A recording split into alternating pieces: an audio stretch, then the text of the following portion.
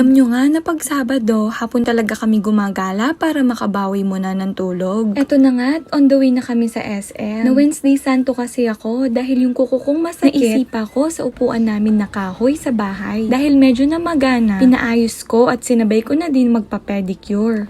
Tapos na nga ako at napadaan kami dito sa may SM store. Nagustuhan ko yung pagka-lively ng design nila sa harap. Ewan ko ba, bakit gandang-ganda ako sa orange ngayon? Lord, bigyan niyo po kami pambili ng mga ganitong gamit sa bahay. Sabi nga ni Mr. Malabanan ay magbawas-bawas na daw kami ng timbang. Yung mga tukso naman, lapit ng lapit. O ayan, wala pa man, napabili na kami neto pitsarina. Tapos, sinabayan pa nga namin ng liyaw-yaw. O mababa na talaga ang 65 kilograms ko neto. Gusto daw nga manood ni Mr. Malabanan ng King Kong. So ayun, habang naghihintay nga kami ng oras, dito na din kami tumambay. Ito ang medium tab ang nabili namin, yung may 3 toppings. So ang napili ko ay cookie sauce, granola at melon. Andito na nga kami sa sinehan at iilan lang kaming manunood ng last full show.